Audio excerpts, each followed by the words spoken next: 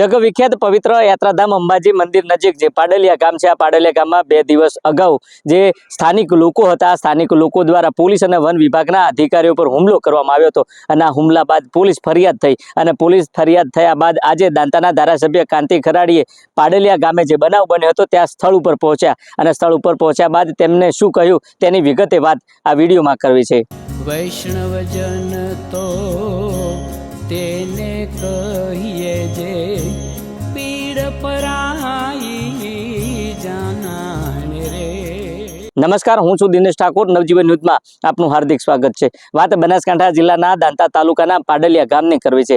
2 દિવસ અગાઉ પાડલિયા ગામે જે હુમલો થયોના હુમલામાં 47 જેટલા વન વિભાગ અને પોલીસ વિભાગના અધિકારીઓ ઘાયલ થયા હતા અને ત્યારબાદ પોલીસ ફરિયાદ થઈ। જોકે પોલીસ ફરિયાદ થયા બાદ દાંતાના ધારાસભ્ય કાંતિ ખરાડી સ્થળ ઉપર પહોંચ્યા હતા અને સ્થળ ઉપર નિરીક્ષણ કર્યા બાદ તેમને મીડિયા સમક્ષ આક્ષેપ કરતા કહ્યું કે જિલ્લા કલેક્ટરે કહ્યું હતું કે 2006 પહેલાની જે જમીન હતી આ જમીન ખાલી ન કરવી, પરંતુ ક્યાંક ને ક્યાંક આ અધિકારીઓ સરકારના ઈશારે સ્થળ ઉપર પહોંચ્યા અને જે મહિલાઓ હતી આ મહિલાઓ પર લાઠીચાર્જ કર્યો, પુરુષો પર લાઠીચાર્જ કર્યો, ટીયર ગેસ છોડ્યા, એટલું જ નહીં પણ ફાયરિંગ કર્યું અને આખરે આદિવાસીઓને મારઝૂડ કરતા આ મામલો હિબક્યો હતો અને આખરે આ હુમલો કરવામાં આવ્યો હતો। આ તમામ બાબતને લઈને દાંતાના ધારાસભ્ય કાંતિ ખરાડી શું કહી રહ્યા છે તે પણ તમે સાંભળો। 13મી તારીખના દિવસે પાડલિયા ગામે જે ઘટના થઈ એ બાબતની અંદર આજે સ્થળ નિરીક્ષક કરતો આજે અમીરગઢ અને દોતા અને હડાદ ગામના દરેક આગેવાનો સાથે મળીને 3000 લોકો મળ્યા છીએ। સ્થળ ચકાસણી કરતો ખરેખર આ જગ્યા 2006 પહેલનો કબજો છે। કૂવો હતો, બાઈનું ઘર હતું, વિધવા બેન હતો, નાનો છોકરો છે, એમનું મકાન તોડવામાં આવ્યું।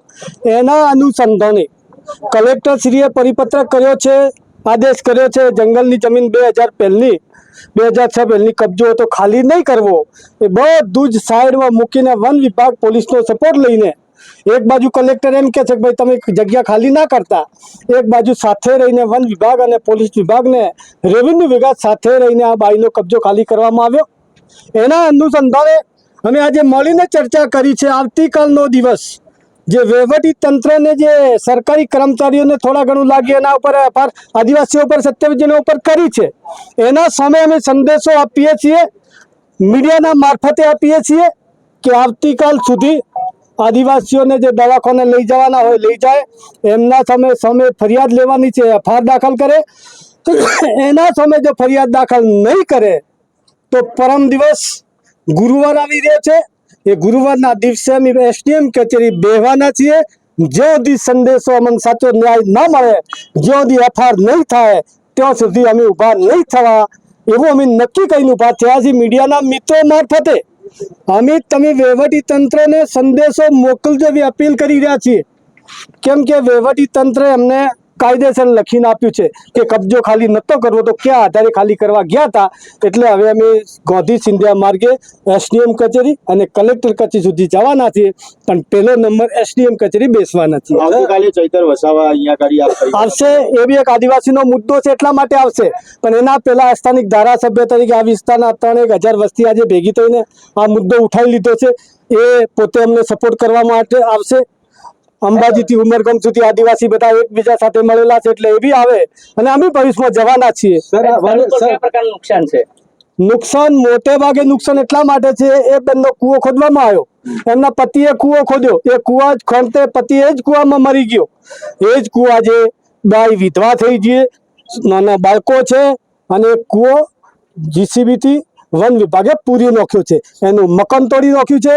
વર્ષોથી વાવતી એમની જમીન હતી, એમાં અમે કે ખેતી વાવેતર કરવા માટે આ કઈ સિઝન હતી એટલે એ લોકો અત્યારે વાવેતર કરવા માટે જીસીબીથી ખાડા ખન્યા છે, એક જાતનો અત્યાચાર છે।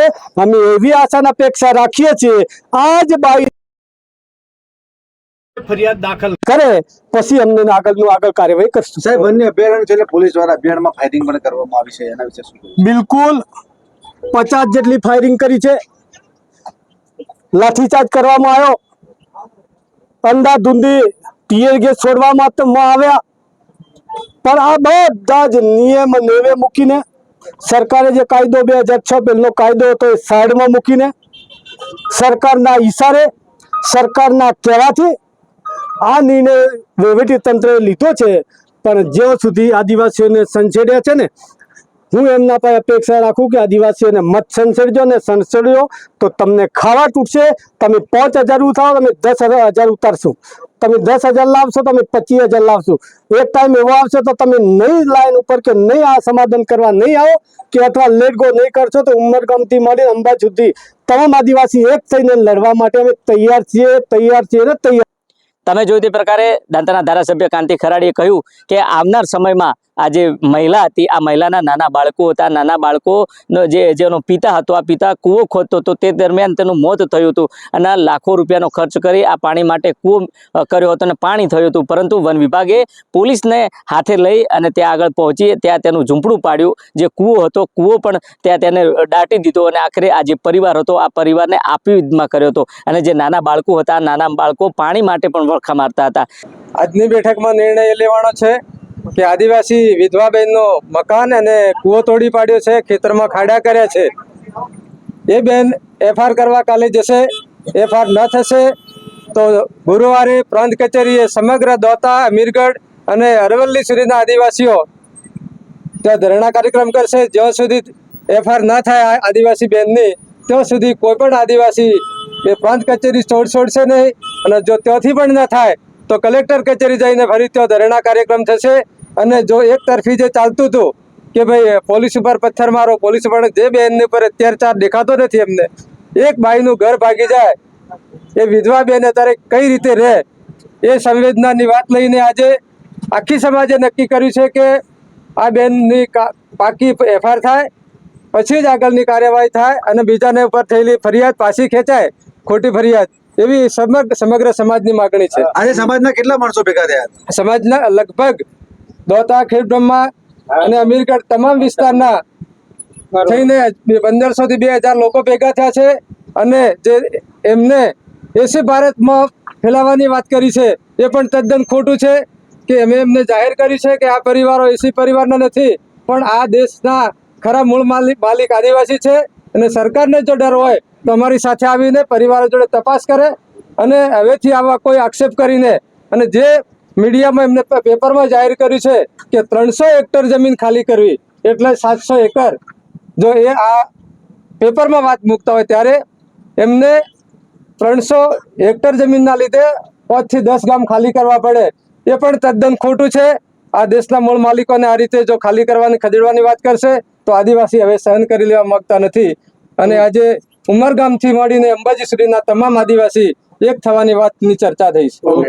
સ્થાનિક લોકોનો આક્ષેપ છે કે પોલીસે પહેલા ટીયર ગેસ છોડ્યા, લાઠીચાર્જ કર્યો અને ત્યારબાદ ફાયરિંગ કર્યું અને આ મામલો બગડતા આખરે આદિવાસી સમાજના લોકોએ પથ્થરમારો કર્યો. આ તમામ બાબતને લઈને આજે દાંતાના ધારાસભ્ય કાંતિ ખરાડી સ્થળ ઉપર પહોંચ્યા હતા અને આવનાર સમયમાં ચીમકી ઉચ્ચારતા કહ્યું કે જો સરકાર આ તમામ બાબતને લઈને વિચારણા નહીં કરે તો અંબાજીથી લઈને ઉમરગામ સુધીના આદિવાસી સમાજના લોકો પ્રાંત કચેરી બેસે અને પ્રાંત કચેરી જો તેમને પૂરતા પ્રમાણમાં જે સંતોષકારક જવાબ નહીં મળે તો બનાસકાંઠા જિલ્લા કલેક્ટર કચેરી ખાતે ધરણા પર બેસવાની ચીમકી ઉચ્ચારી છે. ત્યારે જોવું રહ્યું આવનાર સમયમાં બનાસકાંઠાનું વહીવટીતંત્ર અને પોલીસ તંત્ર દ્વારા કેવા પ્રકારની કાર્યવાહી કરવામાં આવે છે, કેવા પ્રકારના આદિવાસીઓ સામે જે ગુનો નોંધવામાં આવે છે તેને લઈને શું કાર્યવાહી કરવામાં આવે છે તે તો આવનારો સમય બતાવશે. દિનેશ ઠાકોર, નવજીવન ન્યૂઝ, બનાસકાંઠા.